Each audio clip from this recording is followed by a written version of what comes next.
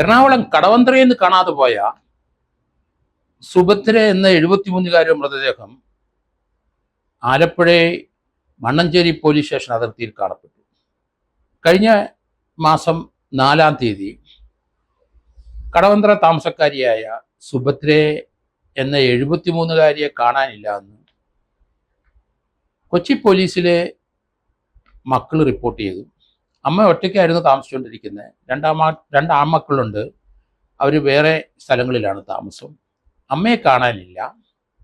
സുഭദ്രയുടെ അവിടെ Alappuzha Mannancheri police station അതിർത്തിയിലുള്ള കോർത്തുശ്ശേരിയിലെ അവിടെ താമസിക്കുന്ന മാത്യൂഷും ശർമ്മിളയും എന്ന 2 പേര് കൂടെ ഇവിടെ സന്ദർശനത്തിന് വരുമായിരുന്നു. അവിടെ കടവന്ത്രയിലെ വീട്ടിലെത്തുന്ന സുഭദ്ര ഇവരുമായിട്ട് പല സ്ഥലങ്ങളിലും യാത്ര ചെയ്തു, പല സ്ഥലങ്ങളിൽ പോകുമെന്നും പറയുന്നുണ്ട്. സുഭദ്ര പല അമ്പലങ്ങളിലൊക്കെ പോകും, ഇവർ കൂട്ടുപോകുന്നു എന്നൊക്കെ ഒരു സംസാരമുണ്ട്. മാത്യൂസ് ഈ ആലപ്പുഴ കോർത്തുശ്ശേരിക്കാരനാണ്. അയാൾ അതിനടുത്ത് ഒരു വീട് വാടകയ്ക്കെടുത്ത് 2 വർഷമായിട്ട് താമസിക്കുന്നു. ഭാര്യയാണെന്ന് പറയുന്ന സ്ത്രീ ശർമ്മിള, അവര് കർണാടക മംഗലാപുരം സ്വദേശിയാണ്. ഇവരെ മറ്റു ഡീറ്റെയിൽസ് ഒന്നും അറിയത്തില്ല. 2 പേരും ഇപ്പോൾ അവിടുന്ന് മിസ്സിംഗ് ആണ്. പോലീസ് എറണാകുളത്ത് നിന്ന് കാണാതായ സുഭദ്രയെ പറ്റി അന്വേഷിച്ചപ്പം മണ്ണഞ്ചേരി പോലീസ് സ്റ്റേഷൻ കോർത്തുശ്ശേരിയിലുള്ള ചില ഈ മാത്യൂസും ശർമ്മിളയുമായിട്ട് അടുപ്പമുണ്ടെന്ന് അവർ കണ്ടെത്തി കഴിഞ്ഞു. അവരായാലും ഇവരുടെ വാടക വീടിൻ്റെ അവിടെ വന്നു. അവിടെ വന്ന് ചില CCTV ദൃശ്യങ്ങളൊക്കെ നോക്കി. അതിൻ്റെ പരിസരത്തുള്ള ഒരു CCTV ദൃശ്യത്തിൽ സുഭദ്രയും ഇവർ 2 പേരും മാത്യൂഷും ശർമ്മിളയും അവരുടെ വാടക വീട്ടിലേക്ക് നടന്നു പോകുന്ന ദൃശ്യം പോലീസ് കണ്ടെത്തി. എന്നാൽ മടങ്ങിപ്പോകുന്ന ദൃശ്യം നോക്കിയിട്ട് ആ CCTV ദൃശ്യത്തിലില്ല, മടങ്ങിപ്പോയിട്ടില്ല. പോലീസിന് സംശയമായി. ഏതായാലും അവരിവിടെ വന്ന് പരിശോധിച്ചിട്ട് പോയി. വാടക വീട് അടച്ചിട്ടിരിക്കുന്നു. കുറേ ദിവസങ്ങളായിട്ട് വാടക വീട്ടിൽ ആൾ താമസമില്ല. പോലീസ് എന്തായാലും കടാവർ ഡോഗുമായിട്ട് വന്നു.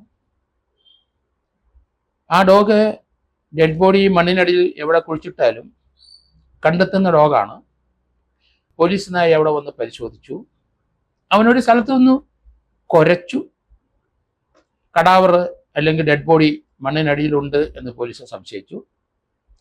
അതേപ്പറ്റി അന്വേഷിച്ചപ്പോൾ അതിൻ്റെ പരിസരത്തുള്ള ഒരാള് വേസ്റ്റ് ഇടാനാണെന്ന് പറഞ്ഞിട്ട് കുഴിയെടുക്കണമെന്ന് ഈ വാടകക്കാരൻ മാത്യൂസ് പറഞ്ഞതായിട്ട് അയാൾ മൊഴി കൊടുത്തു. അതനുസരിച്ച് ഒരു ആ മൊഴിയുടെ അടിസ്ഥാനത്തിൽ ഇയാൾ കുഴിച്ചിട്ട അല്ലെങ്കിൽ ഇയാൾ കുഴിയെടുത്ത സ്ഥലം, മാലിന്യം നിക്ഷേപിക്കാൻ എടുത്ത സ്ഥലം കാണിച്ചു കൊടുക്കുകയും ചെയ്തു. അവിടെ തന്നെയാണ് കടാവർ ഡോഗ് കുരച്ച് നിന്നത്. ഏതായാലും പോലീസ് ഇപ്പോഴവിടെ മാന്തിക്കൊണ്ടിരിക്കുകയാണ്. പകുതി മാന്തി കഴിഞ്ഞപ്പം അതിരൂക്ഷമായ ഗന്ധമാണ്. 2 ആഴ്ചയെങ്കിലും പഴക്കമുള്ള ഡെഡ് ബോഡിക്കാണ് ഗന്ധം വരുന്നത്. അവരെല്ലാം മാസ്ക് ധരിച്ച് വളരെ അത് നിൽക്കുന്ന ദൃശ്യം വരെ നമ്മളിപ്പം കാണുന്നുണ്ട്. ഇവരുടെ സ്വർണം തട്ടിയെടുക്കാൻ വേണ്ടിയിട്ടാണ് അവരെ കൊന്നത് എന്ന് പറയുന്നു. നേരത്തെ തന്നെ ഇവരുടെ സ്വർണം കുറെ വാങ്ങിച്ചു, ഇവര് വിറ്റു, പണയപ്പെടുത്തി. അത് തിരിച്ചു ചോദിച്ചു കഴിഞ്ഞപ്പം ഇവരുമായിട്ട് ചില പിണക്കം ഉണ്ടായിരുന്നുവെന്നും പിന്നീട് ലോഹ്യമായെന്നും അതിനുശേഷമാണ് ഈ പുതിയ സ്ഥലത്ത് വന്നത്. ഇവിടെ വന്നപ്പോൾ ആ സ്വർണം, ഇവർ ധരിച്ചിരുന്ന സ്വർണം കൂടെ അവർക്ക് ലഭിച്ചിരിക്കാൻ സാധ്യതയുണ്ട്. എന്നാണ് ഇവരെ കൊലപ്പെടുത്തി ഇത് എന്ന് മനസ്സിലാകുന്നില്ല. അത് പോസ്റ്റ്മോർട്ടത്തിൽ എത്ര ദിവസം പഴക്കമുണ്ട്, ഇത് മരണകാരണം എന്താണ് പോസ്റ്റ്മോർട്ടത്തിൽ അറിയാൻ പറ്റും. ഡെഡ് ബോഡി അവിടുന്ന് മാറ്റുന്നേ ഉള്ളൂ. ആലപ്പുഴ SP അവിടെ വന്ന ശേഷം മാറ്റും. എന്തായാലും ഒരു ഇൻക്വസ്റ്റ് തയ്യാറാക്കണം. ഇൻക്വസ്റ്റ് ഇപ്പം തയ്യാറാക്കിക്കൊണ്ടിരിക്കുകയായിരിക്കും. ഡെഡ് ബോഡി അവിടുന്ന് മാറ്റി ആലപ്പുഴ മെഡിക്കൽ കോളേജിൽ കൊണ്ടുപോയി പോസ്റ്റ്മോർട്ടം ചെയ്യും. ഇവിടെ തന്നെ പോസ്റ്റ്മോർട്ടം ചിലപ്പം ചെയ്യാനുള്ള സാധ്യതയും കൂടുതലാണ്. കാരണം അതിരൂക്ഷമായ ഗന്ധമാണ്, ഹൈലി ഡീകമ്പോസ്ഡ് ബോഡിയാണ്. ഇതവിടുന്ന് മാറ്റണമെന്നുണ്ടെങ്കിൽ അല്പം ബുദ്ധിമുട്ടാണ്. അതുകൊണ്ട് പോസ്റ്റ്മോർട്ടം അവിടെ തന്നെ ചെയ്യുന്നത് ഉചിതമായിരിക്കും. പക്ഷേ ഇപ്പം ആ ഡേ ലൈറ്റിൽ മാത്രമാണ് ചെയ്യാൻ കഴിയുള്ളൂ. ഇപ്പം സമയം ഏകദേശം 6 മണിയായിട്ടുണ്ട്. അതുകൊണ്ട് അതിന് മുമ്പ് ചെയ്തെങ്കിലേ ഉള്ളൂ മിക്കവാറും ഡെഡ് ബോഡി അവിടുന്ന് മാറ്റും കൊണ്ടുപോവുമായിരിക്കാം. ഏതായാലും ഇതൊരു പാഠമാണ് എല്ലാവർക്കും. പലരും അന്ധമായിട്ട് ചില ആൾക്കാരുമായിട്ട് അടുക്കുകയും അവരുമായിട്ട് സഞ്ചരിക്കുകയും ചെയ്യുന്ന കാഴ്ച നമുക്കറിയാം. കേരളത്തിലെ അത് എല്ലാ വീടുകളിലും, എല്ലാ സ്ഥലങ്ങളിലും, എല്ലാ ഗ്രാമങ്ങളിലും ഇതുപോലെയുള്ള ബന്ധങ്ങൾ ഡെവലപ്പ് ചെയ്ത് പല സ്ഥലങ്ങളിൽ ഇന്ത്യ മുഴുവനും വിദേശത്തും കറങ്ങുന്നവരെ നമുക്കറിയാം. പക്ഷെ അവരുടെ ജീവന്റെ സുരക്ഷിതത്വം കൂടെ എപ്പോഴും ശ്രദ്ധിക്കണം. പണം ആവശ്യമായി വരുന്ന സന്ദർഭത്തിൽ ഏറ്റവും അടുത്തിരിക്കുന്ന ആൾക്കാരെ കൊന്ന് അവരുടെ കൈവശമുള്ള പണം എടുക്കാനും അവരെ ധരിച്ചിരിക്കുന്ന സ്വർണം എടുക്കാനും ഒരു ദ്വര പലർക്കും ഉണ്ട്. അത് അവരുടെ സംസ്കാരം കൊണ്ട് പൊതുജനങ്ങളുടെ മുമ്പിൽ അവരുടെ പ്രവൃത്തി കൊണ്ടൊക്കെ കുറേയൊക്കെ ഒതുക്കി വെച്ചിരിക്കാം. പക്ഷേ അവസരം കിട്ടിയാൽ അവർ നിറഞ്ഞാടും എന്ന് നമ്മൾ കരുതിക്കോണം. നമ്മുടെ ജീവൻ അപകടത്തിലാവും. അതുകൊണ്ട് മനുഷ്യബന്ധങ്ങളും സ്നേഹങ്ങളും ഒക്കെ നമ്മൾ മനസ്സിലാക്കണം. സ്ട്രേഞ്ചേഴ്സ് അപരിചിതരുമായിട്ട് അധികം അടുക്കരുത്. അത് അപകടത്തിലേക്ക് തന്നെ പോകും എന്നാണ് ഞാൻ കരുതുന്നത്. എന്തായാലും പോസ്റ്റ്മോർട്ടം കഴിയുമ്പോൾ എങ്ങനെയാണ് കൊന്നതെന്നുള്ള കാര്യം മനസ്സിലാവും. എന്നാണ് കൊന്നതെന്നൂടെ അപ്പോൾ നമുക്ക് മനസ്സിലാവും. എന്തുദ്ദേശത്തിനാണ് ഇവരിത് ചെയ്യുന്നത്? ഇതുപോലുള്ള പ്രവൃത്തികളെ മാത്യൂസും ഷർമിളയും ഇതിനു മുമ്പും ചെയ്തിട്ടുണ്ടോ എന്നുള്ള കാര്യം കൂടെ പോലീസ് പരിശോധിക്കണം.